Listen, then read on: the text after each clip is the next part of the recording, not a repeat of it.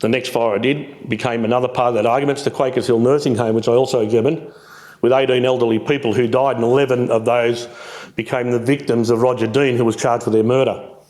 It's difficult to fight a fire when you have a registered nurse on duty that lights fire in 2 different wings of a nursing home at the same time. But when we look at that, I'm thinking about the litigation. I was asked by lawyers to go and examine that on the 18th of November, the day it happened.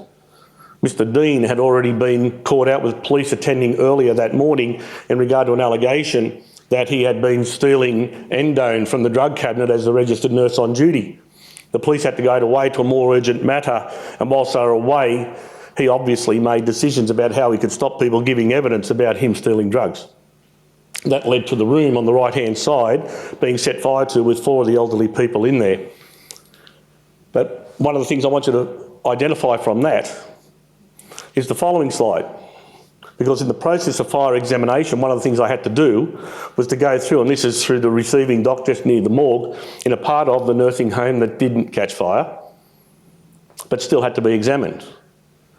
Not knowing that I was coming to speak here today, obviously those years back, you'll still see that the fire hose reels, the emergency procedures, the tags on the fire equipment were all examined and recorded for what evidence they might provide in regard to the proper maintenance and inspection of the systems that were in place and whether it met code. Were there breaches? Did people take shortcuts? Were things not done that could have led to the ability or the inability of the staff that were on hand to be able to evacuate those premises of all the various people in there? Were there hazards that should not have been there? Were doors chocked open or shut? These are all questions as an investigator we have to establish when we go there.